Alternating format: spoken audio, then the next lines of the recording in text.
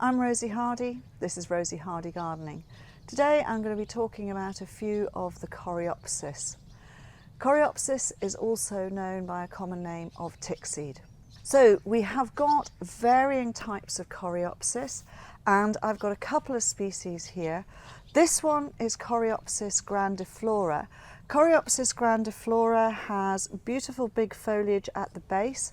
It will make foliage clumps to around about a foot high, that is 30 centimetres by 35 to 40 centimetres, just over a foot wide. And then it goes up with these lovely long elegant flowers here with these beautiful big strong yellow flowers.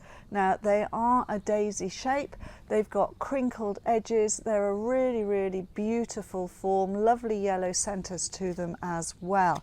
Strong stems, so they hold themselves up incredibly well.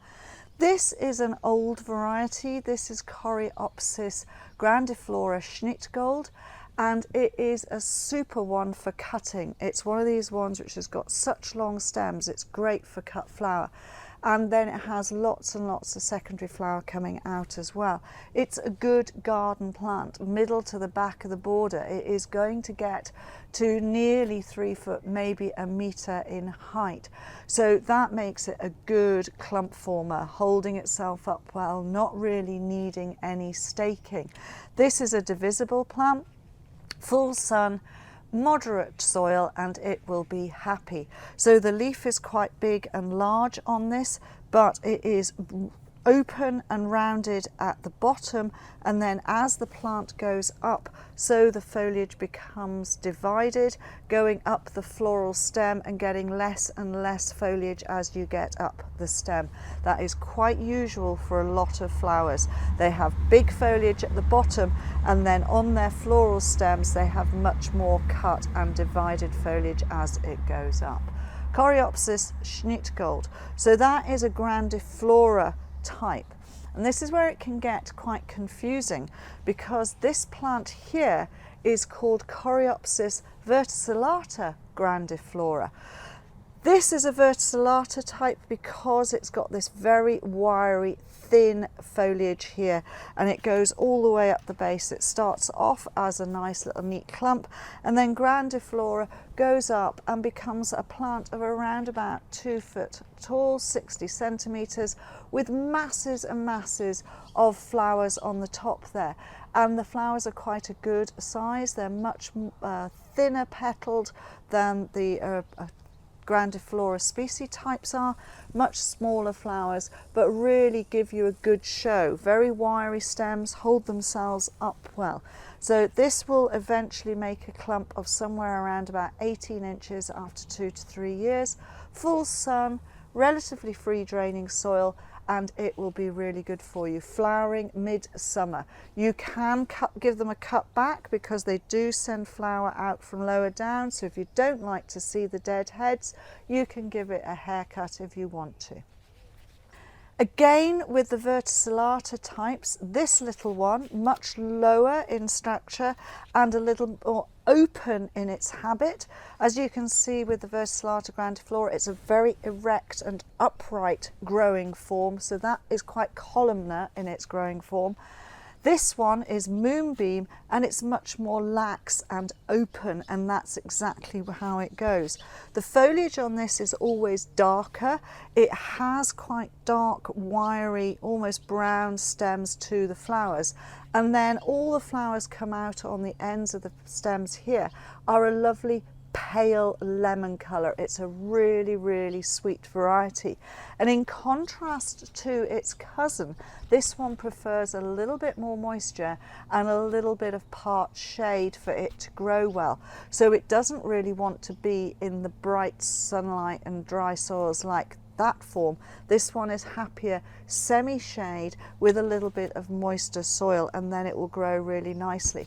Going to get to around about 18 inches in height and 18 inches across. That's 45 centimetres by 45 centimetres.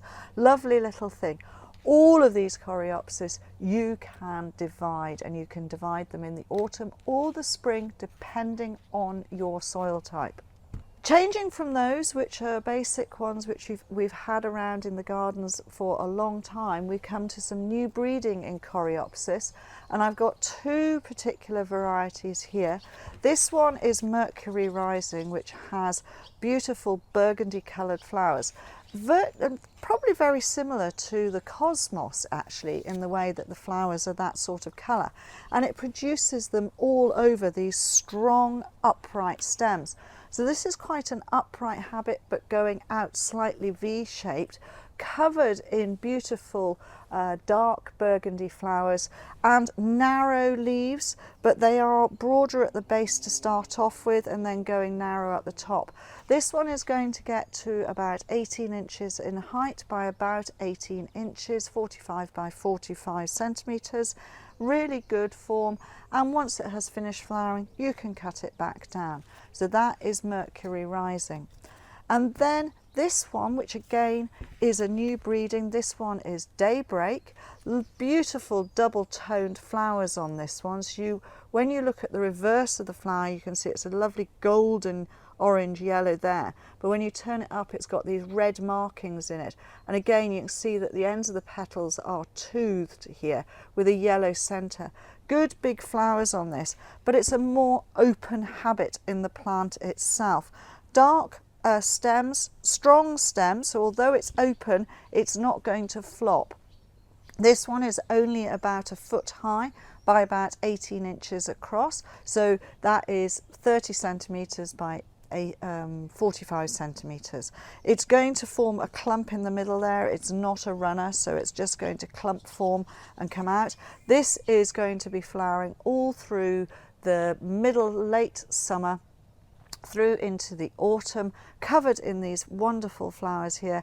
So this one is Daybreak, and it's a good front of border, full sun, reasonable soil. Mercury Rising will take full sun, but it will take a little bit of part shade as well. So that is just a few of the different Coreopsis that you can out there. There is new breeding coming out with some lovely varieties. There's a lot of breeding on the verticillata types, so these ones with the very narrow leaves, but unfortunately those beautiful coloured ones are not totally hardy here in the UK. The older varieties like that are. These ones that I've talked about are all hardy in the UK, making them good, strong plants to put in your perennial border. Hope this has been of interest. Please do subscribe to the channel.